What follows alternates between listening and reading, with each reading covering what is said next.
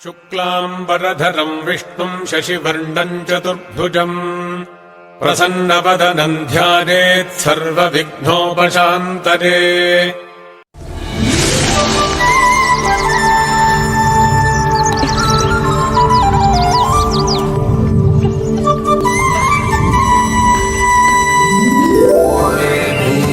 सर्वस्वे पाल्परायणे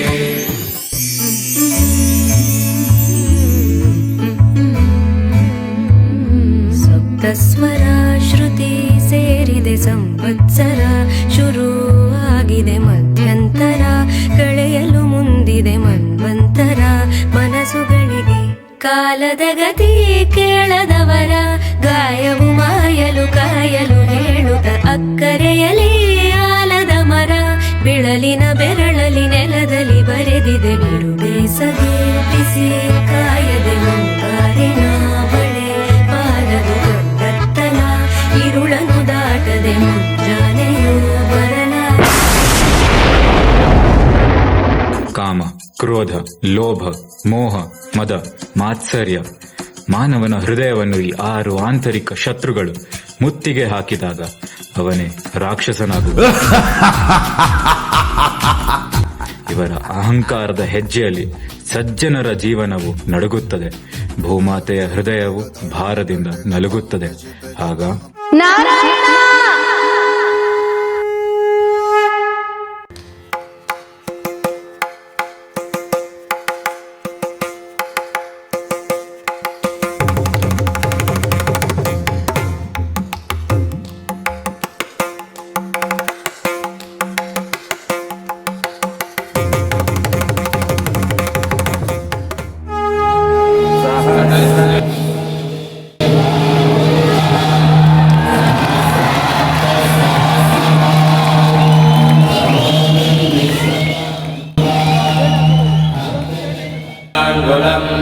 ಹೇ ಅಖಿಲಾಂಡ ಕೋಟಿ ಬ್ರಹ್ಮಾಂಡ ನಾಯಕ, ಅನಾಥ ರಕ್ಷಕ, ಅಧರ್ಮದ ಭಾರವನ್ನು ಹೊರಲಾರ ಸ್ವಾಮಿ.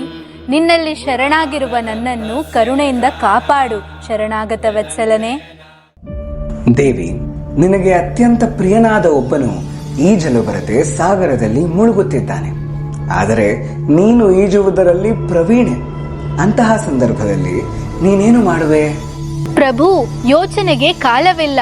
ನಾನೇ ಆ ಸಾಗರಕ್ಕೆ ಹಾರಿ ಅವನನ್ನು ರಕ್ಷಿಸಿ ತರುವೆನು. ಅಂತೆಯೇ ನನ್ನ ಭಕ್ತರು ಅನಾದಿ ಕಾಲದಿಂದ ಈ ಭವಸಾಗರದಲ್ಲಿ ಈಜು ಬರದೆ ಮುಳುಗುತ್ತಿದ್ದಾರೆ. ಹಾಗಾಗಿ ಅವರ ಉದ್ಧಾರವನ್ನು ಮಾಡಲು ನಾನು ಅದೇ ಭವಸಾಗರಕ್ಕಿಳಿದು ನನ್ನ ಭಕ್ತರನ್ನು ಜನನ ಮರಣ ಎಂಬ ಚಕ್ರದಿಂದ ಪಾರು ಮಾಡುತ್ತೇನೆ. ಪರಿತ್ರಾಣಾಯ ಸಾಧೂನಾಂ ವಿನಾಶಾಯ ಚ ದುಷ್ಕೃತಾಂ ಧರ್ಮ ಸಂಸ್ಥಾಪನಾರ್ಥಾಯ ಸಂಭವಾಮಿ ಯುಗೆ ಯುಗೆ. ಯಾವಾಗೆಲ್ಲ ಧರ್ಮದ ಅವನತಿ ಹಾಗೂ ಅಧರ್ಮದ ಉನ್ನತಿಯಾಗುವುದು, ಆಗೆಲ್ಲ ಸಜ್ಜನರ ರಕ್ಷಣೆಗಾಗಿ ಹಾಗೂ ದುಷ್ಟರ ವಿನಾಶಕ್ಕಾಗಿ ನಾನೇ ಮತ್ತೆ ಮತ್ತೆ ಅವತಾರ ಮಾಡಿ ಧರ್ಮದ ಸಂಸ್ಥಾಪನೆ ಮಾಡುತ್ತೇನೆ. ನಿರ್ಭಯಳಾಗಿರು ದೇವಿ. ಸ್ವಾಮಿ, ನಿಮ್ಮದು ಸತ್ಯ ಸಂಕಲ್ಪ. ನಿಮ್ಮ ಒಂದು ಸಂಕಲ್ಪ ಮಾತ್ರದಿಂದ ಲೆಕ್ಕವಿಲ್ಲದಷ್ಟು ಬ್ರಹ್ಮಾಂಡಗಳು ಸೃಷ್ಟಿ ಹಾಗೂ ಲಯಗೊಳ್ಳುತ್ತವೆ. ಹೀಗಿರುವಾಗ ಯಾವುದೋ ಕ್ಷುದ್ರ ರಾಕ್ಷಸನ ಸಂಹಾರಕ್ಕಾಗಿ ತಾವೇ ಭೂಮಿಯ ಮೇಲೆ ಹೋಗುವ ಅವಶ್ಯಕತೆ ಆದರೂ ಏನಿದೆ? ಲಕ್ಷ್ಮಿ, ರಾಕ್ಷಸರ ಸಂಹಾರಕ್ಕಾಗಿ ನಾನು ಭೂಮಿಗೆ ಇಳಿಯುವುದೇ ಇಲ್ಲ. ಅದು ನನ್ನ ಅವತಾರದ ನೆರಳು, ಲೀಲೆಯೊಂದರ ಸಣ್ಣ ಅಂಶ ಮಾತ್ರ. ನನ್ನ ಅವತಾರದ ಸತ್ಯಾರ್ಥವೆಂದರೆ ನನ್ನ ಭಕ್ತರೊಂದಿಗೆ ಹತ್ತಿರವಾಗಿರುವುದು, ಅವರೊಂದಿಗೆ ಕ್ಷಣಗಳನ್ನು ಹಂಚಿಕೊಳ್ಳುವುದು, ಅವರ ಕರೆಯನ್ನು ಕೇಳಿ ಕರಪಿಡಿದು ಮರಳಿ ವೈಕುಂಠಕ್ಕೆ ಕರೆತರುವುದು. ನೆನಪಿರಲಿ ಪ್ರಿಯೆ, ನನ್ನ ಪ್ರತಿ ಅವತಾರದಲ್ಲೂ ವ್ಯಕ್ತವಾಗಿ ಅಥವಾ ಅವ್ಯಕ್ತವಾಗಿ ನೀನು ನನ್ನೊಂದಿಗೆ ಇದ್ದೇ ಇರುತ್ತೀಯೆ. ಸ್ವಾಮಿ, ಕೇವಲ ಜಗತ್ತಿಗೆ ಲಕ್ಷ್ಮಿ ಚಂಚಲೆ. ಜಗನ್ನಾಥನ ಹೃದಯ ವಕ್ಷಸ್ಥಳವನ್ನು ಬಿಟ್ಟು ನಾನು ಒಂದು ಕ್ಷಣ ಕೂಡ ಅತ್ತಿ ತೊಲಗಾಡುವುದಿಲ್ಲ.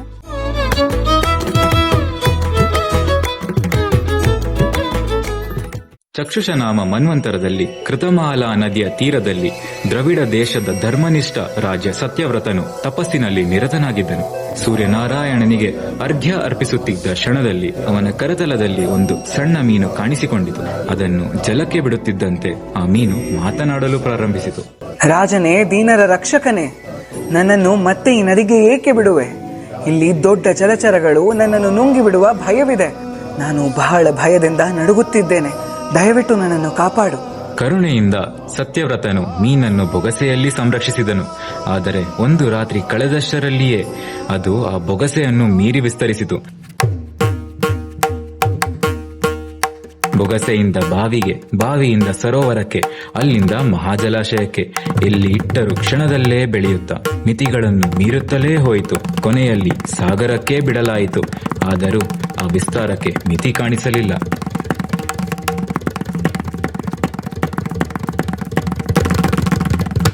ಅನಂತ ಸಾಗರದಂತೆ ನಿನ್ನ ವಿಸ್ತಾರಕ್ಕೆ ಕೊನೆಯೇ ಇಲ್ಲ. ನೀನು ಯಾರು? ನಿನ್ನ ನಿಜ ಸ್ವರೂಪವನ್ನು ತಿಳಿಸು. ನೂನಂ ತ್ವಂ ಭಗವಾನ್ ಸಾಕ್ಷಾತ್ ಶ್ರೀನಾರಾಯಣೋऽವ್ಯಯಃ ಅನುಗ್ರಹಾಯ ಭೂತಾನಾಂ ತಸ್ತೆ ರೂಪಂ ಜಲೌಕತಾಂ. ಸತ್ಯವ್ರತ, ಶೀಘ್ರದಲ್ಲೇ ಪ್ರಳಯದ ಮಹಾಜಲವು ಲೋಕವನ್ನೆಲ್ಲ ಆವರಿಸುವುದು. ಆ ಸಮಯದಲ್ಲಿ ನೀನು ಸಪ್ತರ್ಷಿಗಳೊಂದಿಗೆ ನನ್ನಿಂದ ಬರಲಿರುವ ನೌಕೆಯನ್ನು ಆಶ್ರಯಿಸು. ಆ ನೌಕೆಯು ವಾಸುಕಿಯ ಮೂಲಕ ನನ್ನ ಶೃಂಗಕ್ಕೆ ಬಂಧಿತವಾಗಿರುತ್ತದೆ. ನನ್ನ ತಲೆಯ ಮೇಲಿನ ಆ ಶೃಂಗವು ಸಾಕ್ಷಾತ್ ಮಹಾಲಕ್ಷ್ಮಿಯೇ.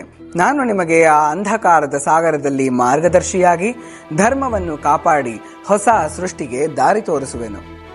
ಭಗವಂತನು ಹೇಳಿದಂತೆ ನೋಡುತ್ತಲೇ ಪ್ರಳಯದ ಮಹಾಜಲವು ಲೋಕವನ್ನೆಲ್ಲ ಆವರಿಸಿತು. ಸತ್ಯವ್ರತನು ಸಪ್ತಋಷಿಗಳೊಂದಿಗೆ ಸೃಷ್ಟಿಗೆ ಅಗತ್ಯವಾದ ಬೀಜಗಳನ್ನು ಸೇರಿಸಿ ನೌಕೆಯನ್ನು ಆಶ್ರಯಿಸಿದನು. ಭಗವಂತನ ಮಾರ್ಗದರ್ಶನದಲ್ಲಿ ಆ ಪ್ರಳಯವನ್ನು ದಾಟುತ್ತಾ ಅವರು ವೇದ ತತ್ವವನ್ನು ಆಲಿಸಿ ಹೊಸ ಸೃಷ್ಟಿಯ ದಾರಿಗೆ ಸಾಗಿದರು. ದುರ್ವಾಸ ಮುನಿಗಳ ಶಾಪದಿಂದ ದೇವತೆಗಳ ತೇಜಸ್ಸು ಕ್ಷೀಣಿಸಿತು. ಭಗವಂತನ ಆಜ್ಞೆಯಂತೆ ದೇವಾಸುರರು ಅಮೃತವನ್ನು ಪಡೆಯಲು ಕ್ಷೀರಸಾಗರದ ಮಥನವನ್ನು ಮಾಡಬೇಕೆಂದು ನಿಶ್ಚಯಿಸಿದರು. ಮಂದಾರ ಪರ್ವತವನ್ನು ಕಡಗೋಲಾಗಿ ವಾಸುಕಿಯನ್ನು ಹಗ್ಗವಾಗಿ ಇರಿಸಿಕೊಂಡು ಸಮುದ್ರವನ್ನು ಮಥಿಸಲು ಪ್ರಾರಂಭಿಸಿದರು.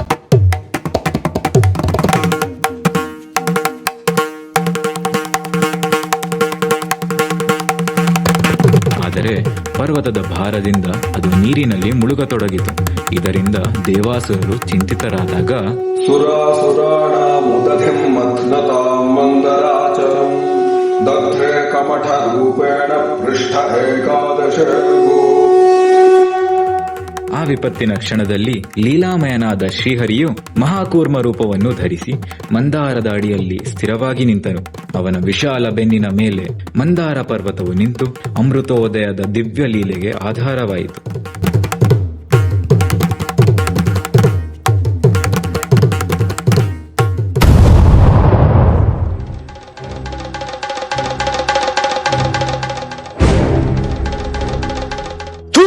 ಎಂತ ನಿರ್ಲಜ್ಜ ಜನರಿವರು! ಮರ ಗಿಡ ಹಸು ಸಗಣಿಯ ಪೂಜೆ ಮಾಡೋ ಇವನು ರಾಜನೇ? ನಪುಂಸಕ! ಆದರೆ ನಾನು ಇವರಿಂದ ಎಲ್ಲವನ್ನೂ ಕಸಿದುಕೊಂಡಿದ್ದೇನೆ. ಅಸಂಭವ! ನೀನು ಎಲ್ಲವನ್ನೂ ನಾಶ ಮಾಡಬಹುದು, ನಮ್ಮನ್ನು ನಮ್ಮ ಸಂಸ್ಕೃತಿಯನ್ನು ಲೂಟಿ ಮಾಡಬಹುದು. ಆದರೆ ನೀನು ಏನೇ ಮಾಡಿದರೂ ನಾವೆಲ್ಲರೂ ಜಗದೊಡೆಯ ಜಗನ್ನಾಥ ಸರ್ವಶಕ್ತಿಶಾಲಿ ವಿಷ್ಣುವಿನ ಮೇಲೆ ಇಟ್ಟಿರುವ ನಂಬಿಕೆಯನ್ನು ಕಸಿದುಕೊಳ್ಳಲು ಸಾಧ್ಯವೇ ಇಲ್ಲ. ಓಂ ನಮೋ ಭಗವತೆ ವಾಸುದೇವಾಯ. ಹರಿ ವಿಷ್ಣು, ಭಕ್ತರ ಹಿಂದೆ ಅವಿತು ಕುಳಿತಿರುವ ಹೇಡಿಯೇ, ಹೊರಗೆ ಬಾ. ನಿನ್ನನ್ನು ರಕ್ಷಕನೆಂದು ಹೊಗಳುವವರ ವಿಶ್ವಾಸವನ್ನು ಈಗಲೇ ಭಸ್ಮ ಮಾಡುತ್ತೇನೆ. ನನ್ನ ಶಕ್ತಿಯಿಂದ ಈ ಸಮಸ್ತ ಭೂಮಿಯನ್ನೇ ಗರ್ಭೋದಕ ಮಹಾಸಾಗರದಲ್ಲಿ ಮುಳುಗಿಸಿ ಬಿಡುತ್ತೇನೆ. ನನ್ನ ಎದುರು ನಿಂತು ನಿನ್ನ ಶಕ್ತಿಯನ್ನು ತೋರಿಸು. ಇಲ್ಲದಿದ್ದರೆ ನಿನ್ನ ಹೆಸರು ಕೇವಲ ಭಯದಿಂದ ಹುಟ್ಟಿದ ಕಥೆಯೆಂದು ಸಾಬೀತುಪಡಿಸುತ್ತೇನೆ.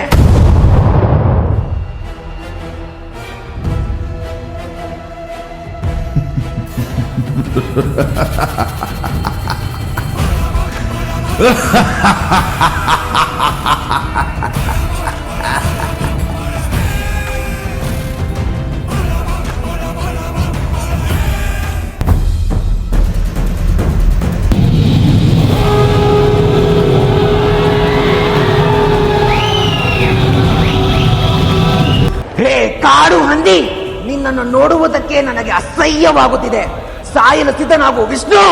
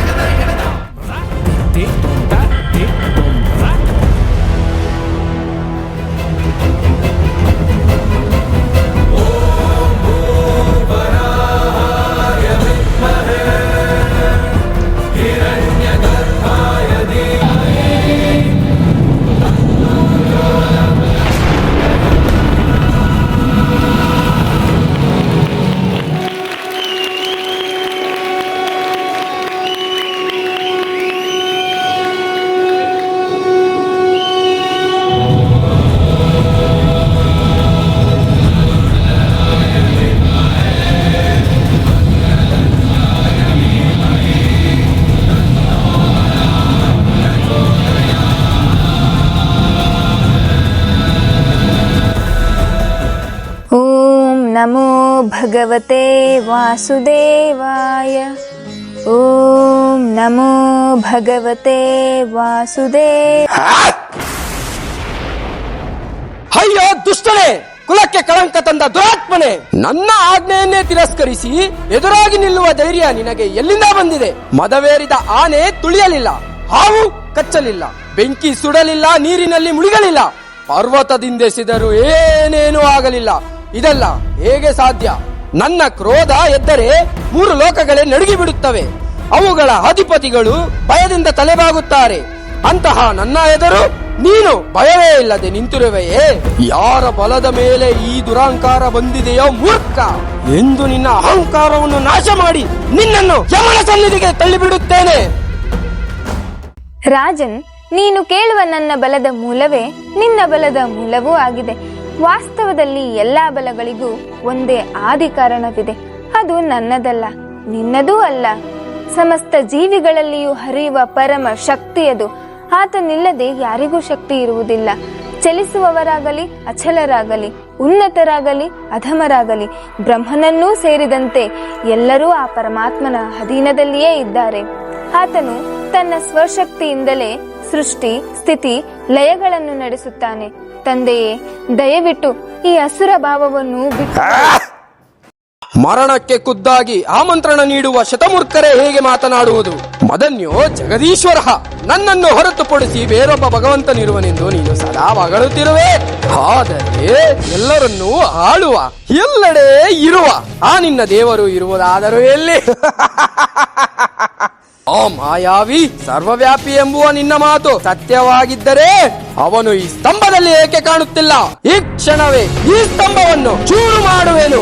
ಆ ಹೇಳಿ ಇಲ್ಲಿ ಕಾಣದಿದ್ದರೆ ನನ್ನ ಕೈಯಾರೆ ನಿನ್ನ ಶಿರಸ್ಸನ್ನು ಛೇದಿಸಿ ಬಿಡುವೆ.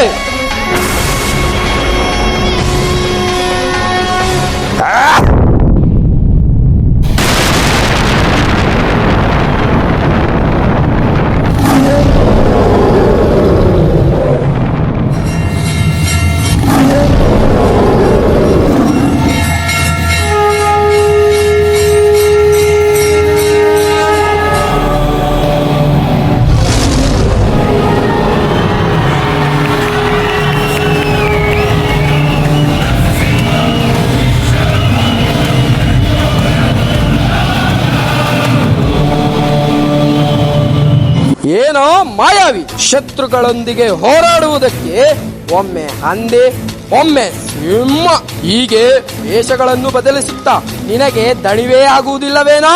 ನನ್ನ ರೂಪ ಯಾವುದೇ ಇರಲಿ, ಒಂದಂತೂ ನಿಶ್ಚಿತ, ನಿನ್ನ ಸಾವು ಖಚಿತ.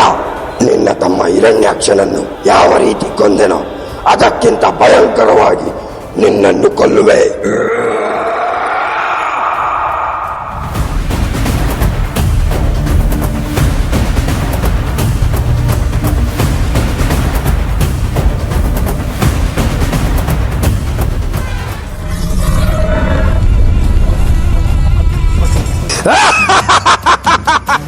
ಬ್ರಹ್ಮದೇವ ನನಗೆ ಕೊಟ್ಟ ಮಾತು ನೀನು ಮರೆತಂತೆ ಕಾಣುತ್ತಿದೆ ಮಾಯಾವಿ. ನನ್ನ ವಧೆ ಮುಂಜಾನೆ ಅಥವಾ ರಾತ್ರಿ, ಮನೆಯ ಒಳಗೆ ಅಥವಾ ಹೊರಗೆ, ಭೂಮಿಯ ಮೇಲೆ ಅಥವಾ ಆಕಾಶದಲ್ಲಿ ಆಗುವಂತಿಲ್ಲ. ಯಾವುದೇ ಮನುಷ್ಯ, ಪ್ರಾಣಿ ಅಥವಾ ಬ್ರಹ್ಮನಿಂದ ಸೃಷ್ಟಿಯಾದ ಯಾವ ಜೀವಿಯಿಂದಲೂ ನನ್ನ ಮೃತ್ಯು ಬರುವಂತಿಲ್ಲ. ನನ್ನನ್ನು ಕೊಲ್ಲಲು ಯಾವ ಸಜೀವ ಅಥವಾ ನಿರ್ಜೀವ ಆಯುಧಗಳಿಂದಲೂ ಸಾಧ್ಯವಿಲ್ಲ. ಹೀಗಿರುವಾಗ ನೀನೇನು ಮಾಡುವೆಯೋ ಹೇಳಿ ಹರಿಯೇ. ಯುದ್ಧ ಭೂಮಿಯೆಲ್ಲೆಡೆ ಸಿಂಹತಾಂಡವ, ಅಸ್ತ್ರಶಸ್ತ್ರಯುದ್ಧ. ಒಮ್ಮೆ ನನ್ನನ್ನು ಸರಿಯಾಗಿ ನೋಡು. ನಾನು ಮನುಷ್ಯನೂ ಅಲ್ಲ, ಪ್ರಾಣಿಯೂ ಅಲ್ಲ. ಸೃಷ್ಟಿಕರ್ತನಾದ ಬ್ರಹ್ಮನನ್ನು ಸೃಷ್ಟಿ ಮಾಡಿದ್ದು ನಾನು. ಬ್ರಹ್ಮ ನನ್ನ ಸೃಷ್ಟಿ, ನಾನು ಅವನ ಸೃಷ್ಟಿ ಅಲ್ಲ. ಈಗ ಆಕಾಶವನ್ನು ನೋಡು. ಇದು ಮುಂಜಾನೆಯೂ ಅಲ್ಲ, ರಾತ್ರಿಯೂ ಅಲ್ಲ, ಇದು ಸಂಧ್ಯಾಕಾಲ. ಈಗ ನೀನು ಇರುವುದು ಮನೆಯ ಒಳಗೂ ಅಲ್ಲ, ಹೊರಗೂ ಅಲ್ಲ. ಮನೆಯ ಹೊಸ್ತಿಲಿನ ಮೇಲೆ ಒಂದು ಇರುವೆಯಂತೆ ನೀನಿರುವೆ. ನಿನ್ನ ಮೃತ್ಯು ಭೂಮಿಯ ಮೇಲೆ ಅಥವಾ ಆಕಾಶದಲ್ಲಿಲ್ಲ, ಬದಲಾಗಿ ನನ್ನ ತೊಳೆಯ ಮೇಲೆ ಆಗುವುದು. ನಿನ್ನನ್ನು ಕೊಲ್ಲಲು ಜೀವ ಅಥವಾ ನಿರ್ಜೀವ ಎರಡೂ ಅಲ್ಲದ ಈ ನನ್ನ ಉಗುರುಗಳೇ ಸಾಕು.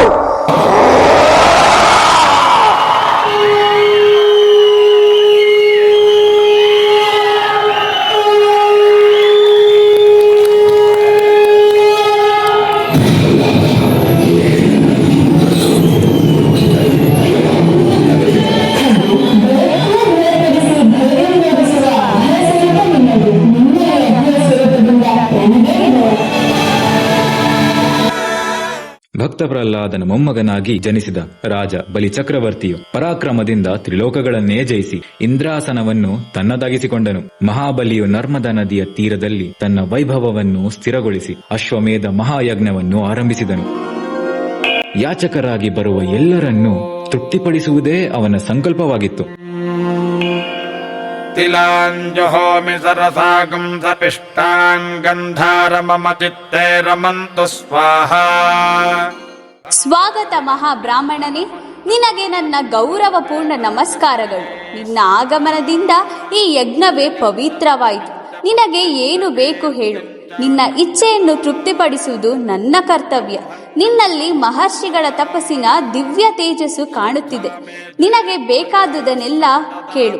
ಗೋವುಗಳಾಗಲಿ, ಬಂಗಾರವಾಗಲಿ, ಸಕಲ ಸೌಕರ್ಯಗಳಿಂದ ಕೂಡಿದ ಗೃಹವಾಗಲಿ, ರುಚಿಯಾದ ಅನ್ನಪಾನವಾಗಲಿ, ಸುಶೀಲವಾದ ವಧುವಾಗಲಿ, ಸಮೃದ್ಧ ಗ್ರಾಮಗಳೇ ಆಗಲಿ, ಕುದುರೆಗಳು, ಆನೆಗಳು, ರಥಗಳು, ನಿನ್ನ ಮನಸ್ಸು ಬಯಸುವುದೆಲ್ಲ ನನ್ನಿಂದಲೇ ಸಿಗುವುದು. ಉನ್ನತ ವಂಶದಲ್ಲಿ ಜನಿಸಿದ ದಾನಶೀಲ ದೈತ್ಯರಾಜನೇ, ನಿನ್ನಿಂದ ನನಗೆ ಬೇಕಾದದ್ದು ಅತಿ ಚಿಕ್ಕದು. ನನ್ನ ಹೆಜ್ಜೆಯ ಅಳತೆಯಲ್ಲಿ 3 ಹೆಜ್ಜೆಯಷ್ಟು ಭೂಮಿಯನ್ನು ಮಾತ್ರ ನೀಡು, ನನಗೆ ಅಷ್ಟೇ ಸಾಕು. ಬಾಲಕ, ನಾನು ತ್ರಿಲೋಕಗಳ ಅಧಿಪತಿ. ನಿನಗೆ ಒಂದು ದ್ವೀಪವನ್ನೇ ನೀಡುವ ಸಾಮರ್ಥ್ಯ ನನ್ನಲ್ಲಿದೆ. ನಿನ್ನ ಅಗತ್ಯಕ್ಕೆ ತಕ್ಕಂತೆ ಬೇಕಾದಷ್ಟು ಭೂಮಿಯನ್ನು ಕೇಳು. 3 ಹೆಜ್ಜೆಗಳಷ್ಟು ಅಲ್ಪವನ್ನು ಯಾಕೆ ಕೇಳುತ್ತೀಯೇ? ರಾಜನೇ, ಇಂದ್ರಿಯಗಳನ್ನು ಜಯಿಸದವನಿಗೆ ತ್ರಿಲೋಕಗಳ ಸಂಪತ್ತೇ ದೊರಕಿದರೂ ತೃಪ್ತಿ ಸಿಗುವುದಿಲ್ಲ. ತನ್ನ ಭಾಗ್ಯದಿಂದ ಲಭಿಸಿದ್ದರಲ್ಲೇ ಸಂತೃಪ್ತನಾಗುವವನೇ ನಿಜವಾದ ಸುಖವನ್ನು ಅನುಭವಿಸುತ್ತಾನೆ. ಆದ ಕಾರಣ ದಾನಿಗಳಲ್ಲಿ ಶ್ರೇಷ್ಠನಾದ ನಿನ್ನಿಂದ ನಾನು ಕೇಳುವುದೇ ನನ್ನ ಹೆಜ್ಜೆಯ ಅಳತೆಯಲ್ಲಿ 3 ಹೆಜ್ಜೆಯಷ್ಟು ಭೂಮಿಯನ್ನು ಮಾತ್ರ. ಹಾಗೆಯೇ ಆಗಲಿ.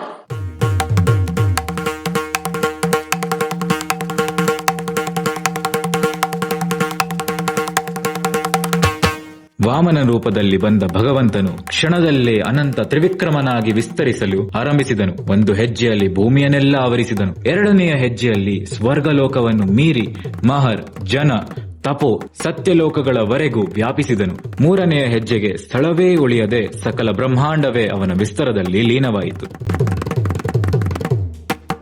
ದೈತ್ಯರಾಜನೇ, 3 ಹೆಜ್ಜೆಗಳಷ್ಟು ಭೂಮಿಯನ್ನು ನೀಡುವುದಾಗಿ ನೀನು ವಚನ ಕೊಟ್ಟೆ.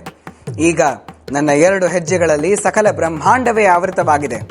3ನೆಯ ಹೆಜ್ಜೆಯನ್ನು ಇಡುವ ಸ್ಥಳವನ್ನು ಈಗ ನೀನೇ ತಿಳಿಸು. ದೇವೋತ್ತಮನಾದ ಪ್ರಭುವೇ, ನನ್ನ ವಚನವು ಸುಳ್ಳಾಗಲು ನಾನು ಬಿಡುವುದಿಲ್ಲ. ಆದ ಕಾರಣ ದಯವಿಟ್ಟು ನಿಮ್ಮ 3ನೇ ಪಾದವನ್ನು ನನ್ನ ಶಿರಸಿನ ಮೇಲೆ ಇಡಿ. ಬಲಿ ಮಹಾರಾಜನೇ, ನಿನ್ನ ಶರಣಾಗತಿಗೆ ಸಂತುಷ್ಟನಾಗಿ ದೇವತೆಗಳಿಗೂ ಸಿಗದ ಸ್ಥಾನವನ್ನು ನಿನಗೆ ಅನುಗ್ರಹಿಸಿದ್ದೇನೆ. ಸಾವರ್ಣಿ ಮನ್ವಂತರದಲ್ಲಿ ನೀನು ಸ್ವರ್ಗದ ಅಧಿಪತಿಯಾಗುವೆ. ಅಷ್ಟರವರೆಗೆ ನನ್ನ ಆಜ್ಞೆಯಿಂದ ನಿರ್ಮಿತವಾದ ಸುತಳ ಲೋಕದಲ್ಲಿ ವಾಸಿಸು. ನಾನು ಸದಾ ನಿನ್ನೊಂದಿಗೆ ಇರುತ್ತೇನೆ.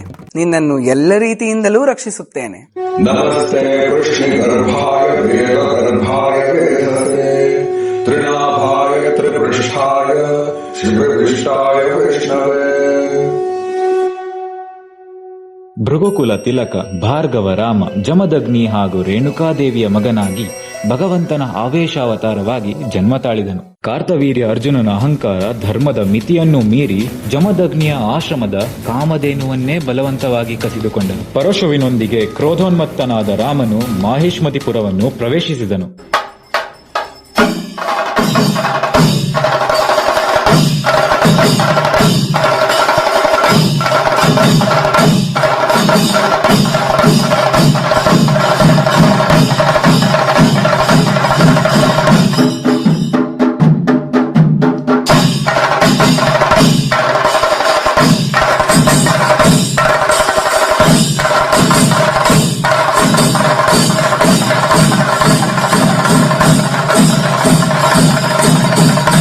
ಕಾರ್ತವೀರ್ಯ ಅರ್ಜುನನ ಪುತ್ರರು ಪ್ರತೀಕಾರದ ಅಗ್ನಿಯಲ್ಲಿ ಉರಿದು ಯಜ್ಞದಲ್ಲಿ ನಿರತರಾಗಿದ್ದ ಜಮದಗ್ನಿಯನ್ನು ಕ್ರೂರವಾಗಿ ಸಂಹರಿಸಿದರು. ಆ ದೃಶ್ಯವು ಪರಶುರಾಮನ ಹೃದಯದಲ್ಲಿ ಅಗ್ನಿಪರ್ವತವಾಗಿ ಸ್ಫೋಟಿಸಿ ಅವನು ಮಾಹಿಷ್ಮತಿಗೆ ಧಾವಿಸಿ ಅಧರ್ಮದ ಬೇರುಗಳನ್ನು ಸಂಪೂರ್ಣವಾಗಿ ಕಿತ್ತು ಹಾಕಿದನು.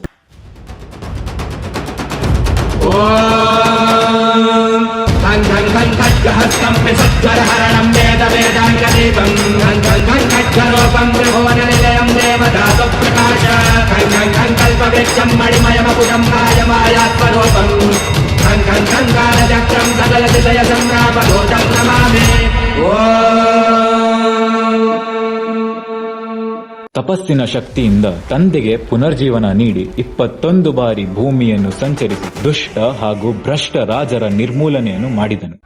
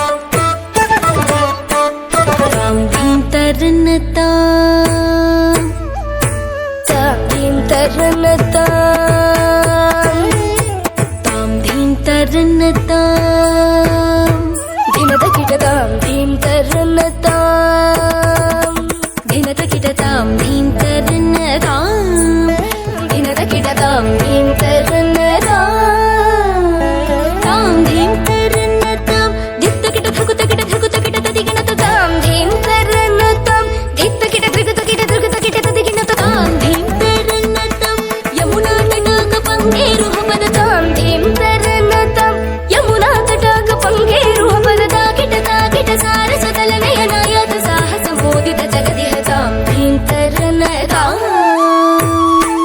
ತಾಮಿತ ತಜ್ಜಂ ತಕತಜ್ಜಂ ತಕದಿಗತಜ್ಜಂ ತಾಂ ತಾಮಿತ ತಜ್ಜಂ ತಕತಜ್ಜಂ ತಕದಿಗತಜ್ಜಂ ತಾಂ ತಾಮಿತ ತಜ್ಜಂ ತಕತಜ್ಜಂ ತಕದಿಗತಜ್ಜಂ ತಾಂ ತಾಮಿತ ತಜ್ಜಂ ತಕತಜ್ಜಂ ತಕದಿಗತಜ್ಜಂ ತಾಂ ಪದಭುಜಂಗ ಶಿರಪಾದ ಯುಗಪಾಣಿ ಕೃತ ಮಧು ನಿನಾದ ವೇಣುರವ ತಾಮಿತ ತಜ್ಜಂ ತಕತಜ್ಜಂ ತಕದಿಗತಜ್ಜಂ ತಾಂ ನಿರಂತರಾನಂದ ಮುಖ ಕಮಲ ಅನಂತ ನಟನಾಂಗ ಪದಯುಗಲ ಮಧು ಮುರಳೀಧರ ಹರೀಲ ಹರಿ ಮರೀಚ ಸಗೀತ ಮನೋರಮಣ ಗಜ ದುರಂಧರ ಜಲದ ಶೋಭಮಾನ ಧರಸಿ ಕೊರ ಮುಕುಲ ಮಕುಟ ನೀಲ ಶಿಖಂಡ ಮೋಹನ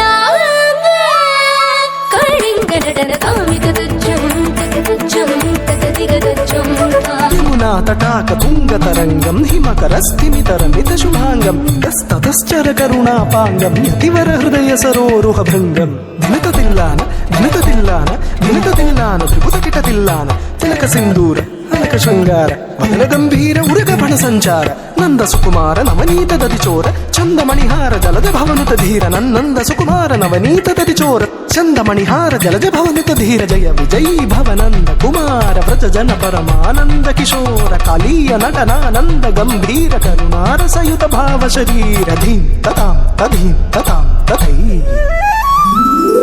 ಮಧುಕರ ಮಧುಪ ತರಲ ಸಮನಯನ ಕಮಲದಲ ಚಲನ ಮುನಿ ಹೃದಯ ಮಪಿಚೋರ ಚಾತುರಾದಯ ಕರ ಮುರಾದಿ ಕರ ಮದ ಮಧುಕರ ಮಧುಪ ತರಲ ಸಮನಯನ ಕಮಲದಲ ಚಲನ ಮುನಿ ಹೃದಯ ಮಪಿಚೋರ ಚಾತುರಾದಯ ಕರ ಮುರಾದಿ ಕರ ಮದ ಮಧುಕರ ಮಧುಪ ತರಲ ಸಮನಯನ ಕಮಲದಲ ಚಲನ ಮುನಿ ಹೃದಯ ಮಪಿಚೋರ ಚಾತುರಾದಯ ಕರ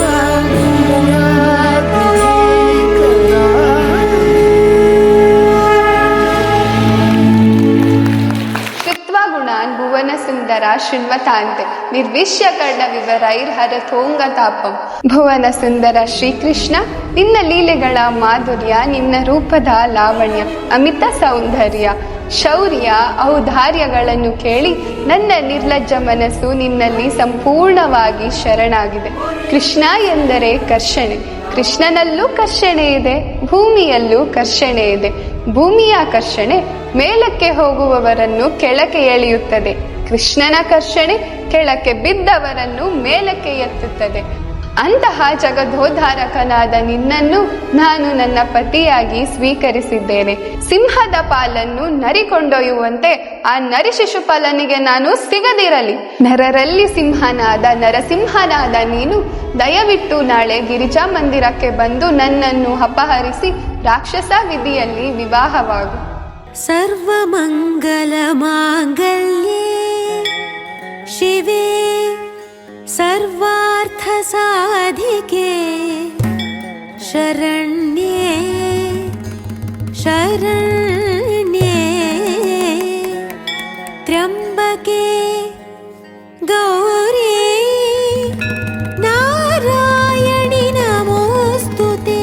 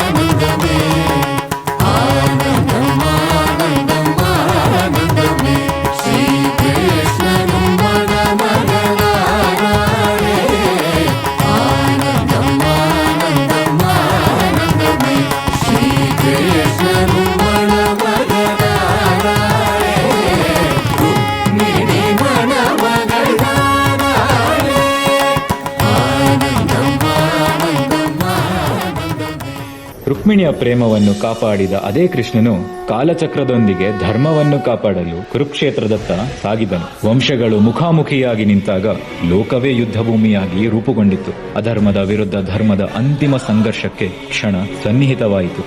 ಪ್ರಭು, ಯುಗ ಯುಗಗಳಲ್ಲಿ ನೀನು ವಿವಿಧ ಅವತಾರಗಳನ್ನು ಧರಿಸಿ ಧರ್ಮವನ್ನು ಸ್ಥಾಪಿಸುತ್ತಿರುವುದನ್ನು ಕೇಳಿದ್ದೇನೆ. ಆ ಎಲ್ಲ ಅವತಾರಗಳ ಮೂಲ ಸ್ವರೂಪವೇನು? ಅದನ್ನು ನನಗೆ ಸ್ಪಷ್ಟವಾಗಿ ತಿಳಿಸು ಮಾಧವ. ಅಹಂ ಸರ್ವಸ್ಯ ಪ್ರಭವೋ ಮತ್ತ ಸರ್ವಂ ಪ್ರವರ್ತತೆ ಇತಿ ಮತ್ವಾ ಭಜಂತೆ ಮಾಂ ಬುಧಾ ಭಾವಸಮನ್ವಿತಾಃ. ನಾನೇ ಎಲ್ಲ ಆಧ್ಯಾತ್ಮಿಕ ಮತ್ತು ಭೌತಿಕ ಪ್ರಪಂಚಗಳ ಮೂಲ. ಎಲ್ಲವೂ ನನ್ನಿಂದಲೇ ಹೊರಹೊಮ್ಮುತ್ತದೆ. ಇದನ್ನು ಸಂಪೂರ್ಣವಾಗಿ ತಿಳಿದಿರುವ ಜ್ಞಾನಿಗಳು ನನ್ನ ಭಕ್ತಿ ಸೇವೆಯಲ್ಲಿ ತೊಡಗುತ್ತಾರೆ ಮತ್ತು ನನ್ನನ್ನು ಪೂರ್ಣ ಹೃದಯದಿಂದ ಪೂಜಿಸುತ್ತಾರೆ. ಅರ್ಜುನ, ಯುಗ ಯುಗಗಳಲ್ಲಿ ಕಾಣುವ ನನ್ನ ಎಲ್ಲ ಅವತಾರಗಳ ಮೂಲವು ನಾನೇ. ಅವು ವಿಭಿನ್ನ ರೂಪಗಳಲ್ಲಿ ತೋರುವುದಾದರೂ ಅವುಗಳ ತತ್ವದಲ್ಲಿ ಯಾವುದೇ ಭೇದವಿಲ್ಲ. ಮತ್ಸ್ಯ, ಕೂರ್ಮ, ವರಾಹ, ನೃಸಿಂಹ, ವಾಮನ, ಪರಶುರಾಮ, ಶ್ರೀರಾಮ, ಕೃಷ್ಣ, ವೇದವ್ಯಾಸ, ಕಪಿಲ, ಹಯಗ್ರೀವ, ದತ್ತಾತ್ರೇಯಾದಿ ರೂಪಗಳಲ್ಲಿ ನಾನೇ ಪ್ರಕಟನಾಗಿದ್ದೇನೆ. ಮುಂದೆಯೂ ನಾನೇ ಬುದ್ಧ ಹಾಗೂ ಕಲ್ಕಿ ರೂಪಗಳಿಂದ ಆವಿರ್ಭವಿಸುತ್ತೇನೆ. ಆದರೆ ನಾನೇ ಸರ್ವವ್ಯಾಪಕ ಪರಬ್ರಹ್ಮನೂ ಆಗಿದ್ದೇನೆ. ನಿಮ್ಮ ದಿವ್ಯ ವಿಶ್ವರೂಪದ ದರ್ಶನವನ್ನು ನನಗೆ ಕರುಣಿಸು ಮುರಾರಿ. ಇಗೋ ನೋಡು ಪಾರ್ಥ.